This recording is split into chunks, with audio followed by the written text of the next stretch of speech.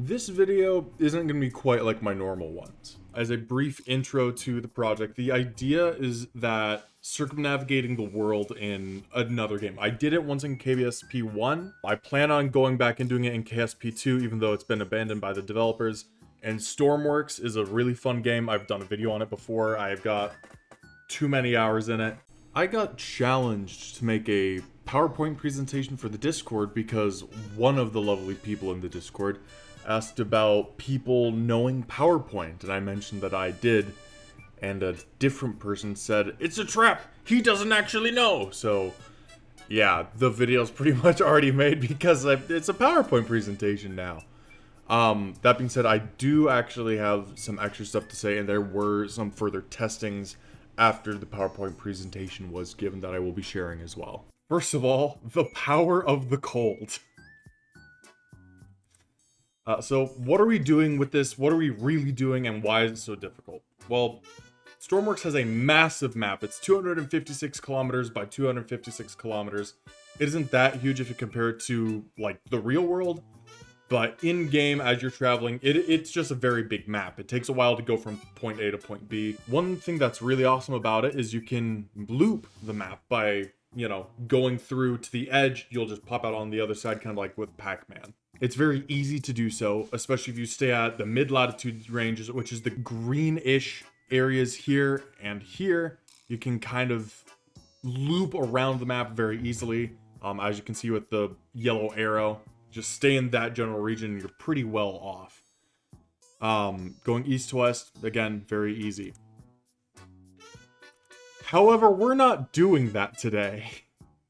We're going to be doing a loop north to south, the other cardinal directions.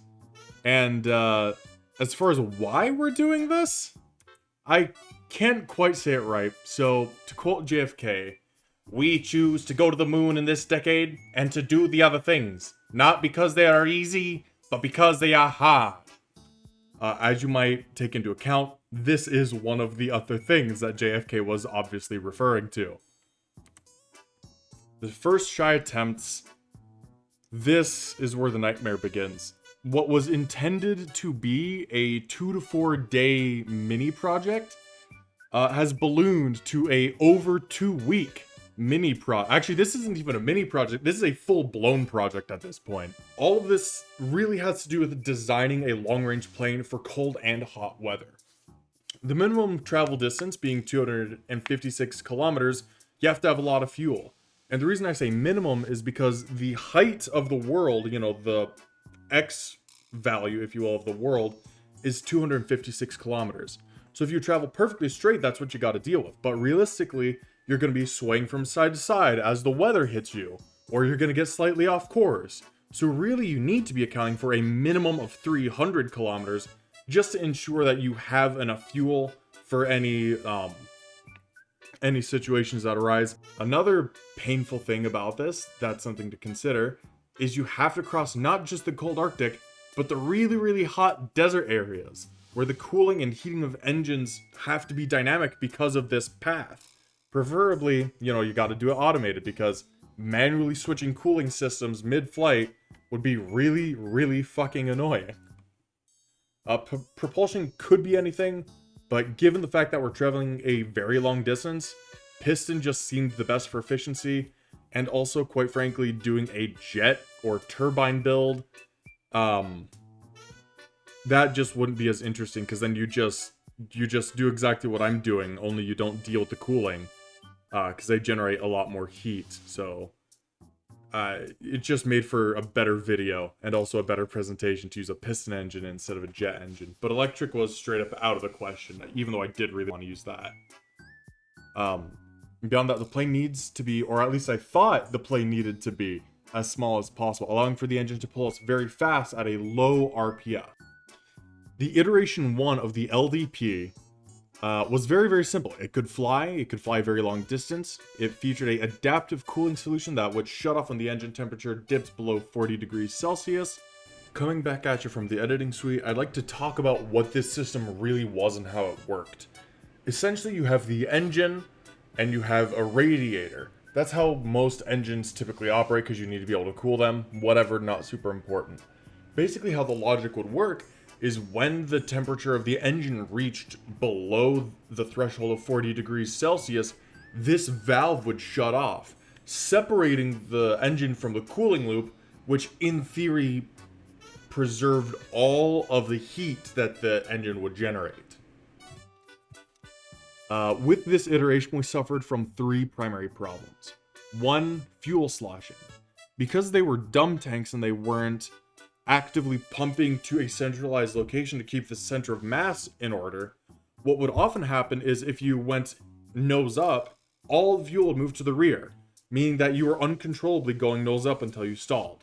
Or the inverse would happen, where you would go nose down and all the fuel would flow to the forward tanks, and you would end up being nose down, or very nose heavy.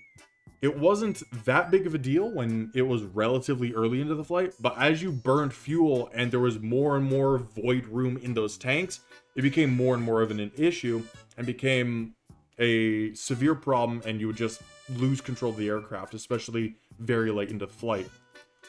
This combined with a high flight speed, i.e. the wings were relatively small, so in order to remain afloat, it needed a very high airspeed. So when the cold hit and the engine started losing efficiency because of the cold, it would naturally drop its flight speed, meaning that control surfaces were less efficient, meaning that the fuel sloshing issue was an even bigger issue than before. It was absolutely horrible.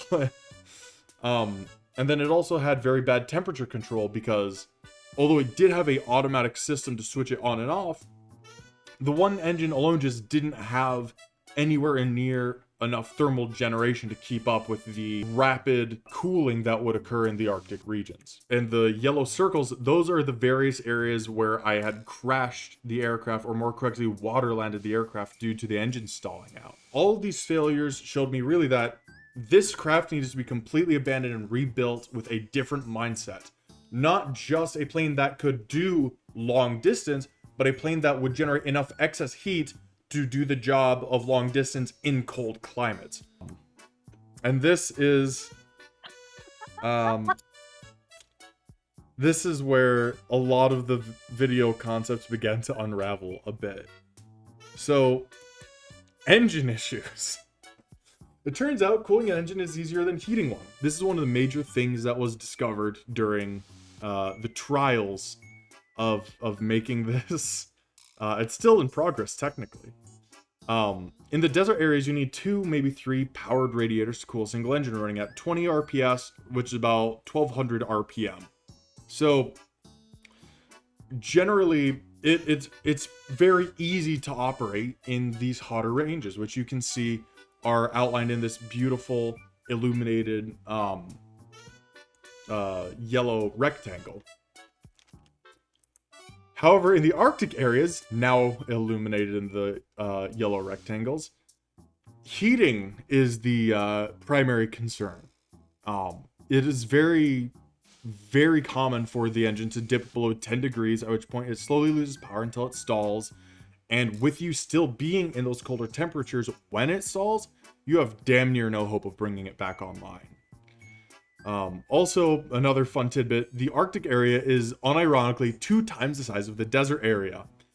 Meaning that even if I was having a problem with the desert, which I wasn't, I would just have to deal with the problems of the Arctic for that much longer.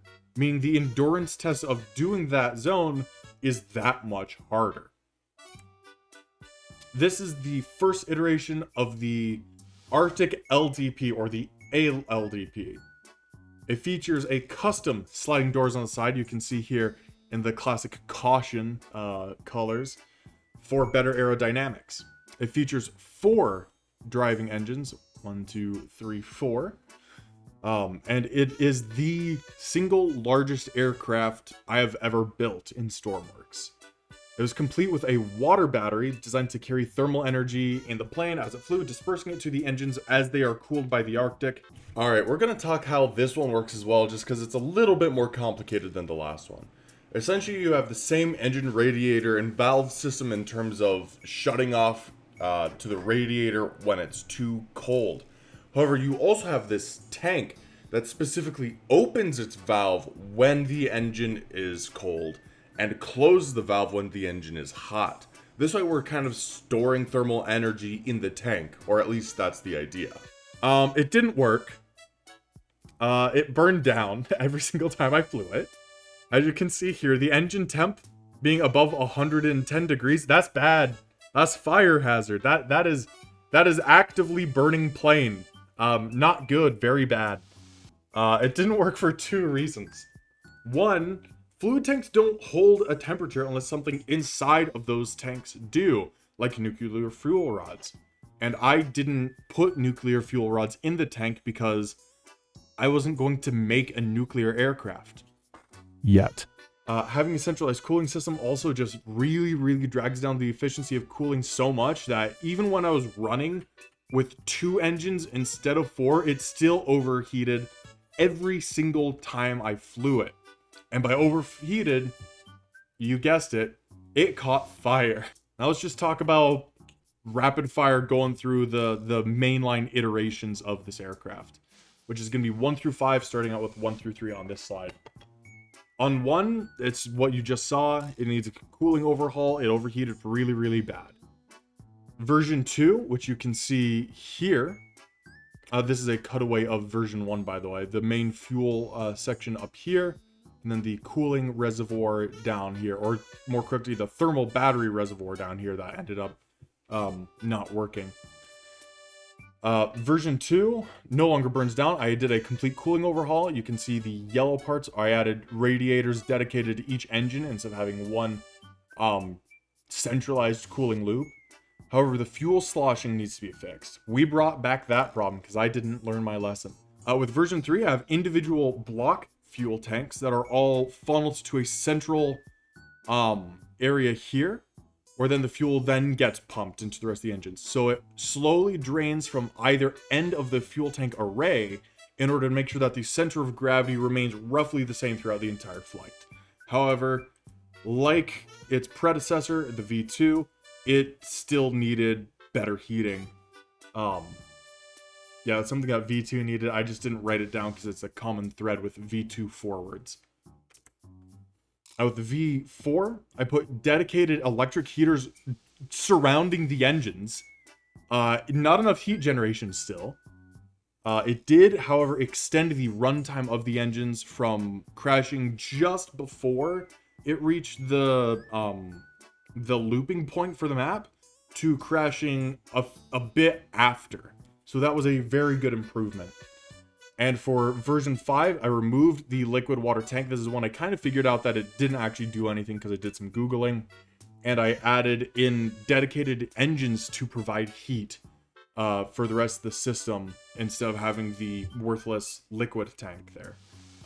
It ended up weighing a bit more, but I also got so much more utility out of it, it's not even funny.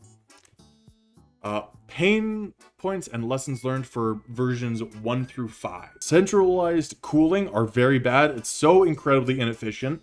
It is unironically like the biggest waste of time. Centralized heating, however, and this is something I learned from version 5, centralized heating is not ideal, but it can work and it does help extend engine runtime in the Arctic conditions. And the other big takeaway is that the outmost engines got way less heat and cooling than the inmost engines.